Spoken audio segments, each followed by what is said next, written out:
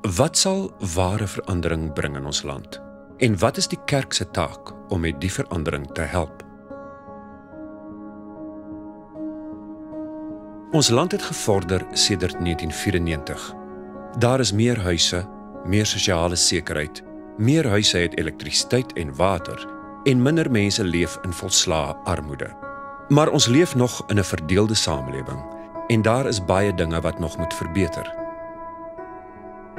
Ons onderwys is swak, werkloosheid is 'n probleem, en misdaad en geweld is alledaags. Ons grootste probleem bly nog steeds ongelyke geleenthede. In hierdie ongelyke konteks word 2 kinders gebore.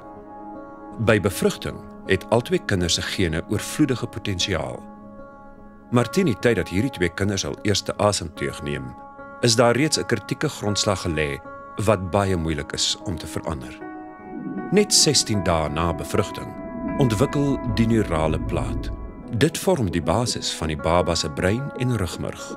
Miljoene neurone begin om te vorm en, by die hoogtepunt van hul groei, verbind hierdie neurone aan mekaar teen 'n tempo van 700 verbindings per sekonde. Hierdie neurale verbindings is die basiese breinargitektuur wat komplekse kognitiewe ontwikkeling moontlik maak tydens die vroeë kinderjare. Die waarheid is, die basis vir taalontwikkeling en kritiese denke word vroeg in die baba se lewe gelê.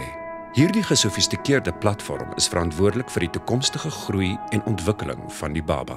Dit het 4 basiese elemente nodig: voeding, liefde, veiligheid en stimulasie. Die statistiek wys duidelik: in Suid-Afrika sal die een kind 'n oorvloed van hierdie 4 elemente ontvang. Die tweede kind sal nie. Wanneer 'n kind sommige van hierdie elemente nie kry nie, word sy blootgestel aan voortdurende stres, wat beteken minder neurale koneksies word gemaak en die breinargitektuur ontwikkel nie tot sy volle potensiaal nie. So beland hierdie 2 kinders op 2 baie verskillende lewensbane. Die een kind is op 'n baan waar sy in staat is om te leer, te presteer en te floreer, terwyl die tweede kind fokus op oorlewing in 'n taai en moeilike wêreld. In die jare wat volg, sal die hoeveelheid blootstelling aan taal, stories en boeke die gaping tussen hierdie kinders breër maak. Of dit sal die sleutel wees om die gaping te vernou. Babas en kleuters wat meer woorde hoor, ontwikkel 'n groter woordeskat. Die gevolg hiervan is dat hulle beter lees en meer begrip het wanneer hulle skool toe gaan. Taal en lees is die sleutel tot begrip en insig. En begrip en insig is uiters noodsaaklik om te kan leer. Skoolkinders wat sukkel om te verstaan en te leer, raak elke jaar al meer agter, totdat dit onmoontlik is om die gaping te oorbrug. En so word die siklus van armoede en ongelykheid herhaal van geslag tot geslag. Kinders wat groot word in omstandighede van geweld, mishandeling en verwaarlosing, is meer geneig om self gewelddadige, beledigende en nalatige ouers te word. En op die ou end verloor ons almal saam die voordele van 'n opgevoede, ekonomies produktiewe en veilige samelewing. Kom ons begin ontwikkel die volle potensiaal van die 1 miljoen babas wat jaarliks in Suid-Afrika gebore word. Jong kinders hou die grootste belofte in vir 'n verandering in Suid-Afrika, omdat ons toekoms as 'n samelewing afhang van hulle vermoë om 'n lewenspotensiaal uit te leef as volwassenes.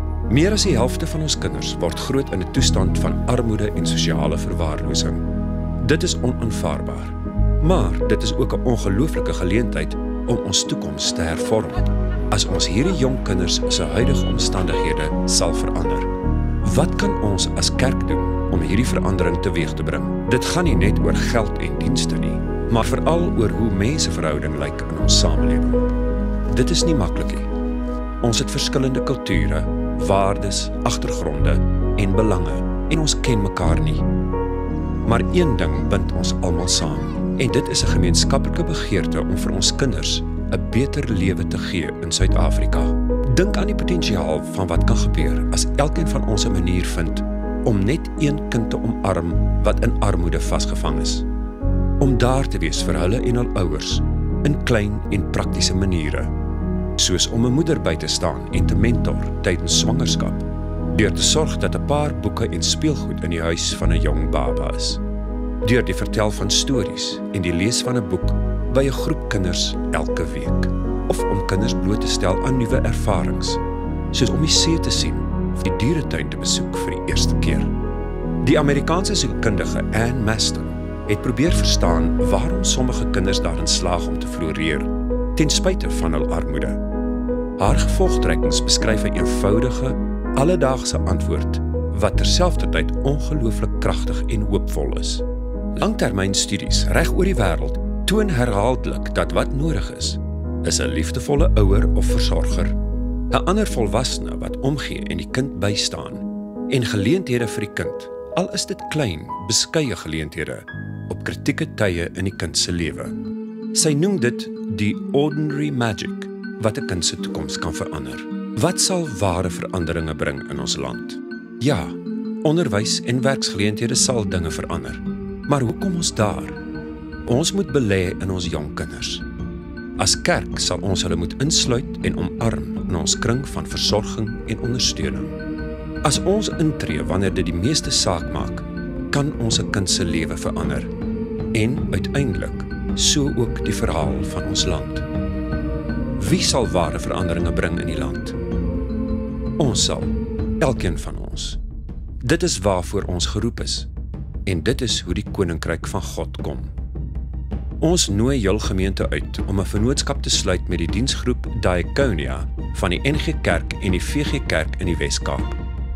Besoek www.diakonia.co.za en begin saamwerk om verandering te bring vir die kinders in jou gemeenskap en vir die toekoms van ons land.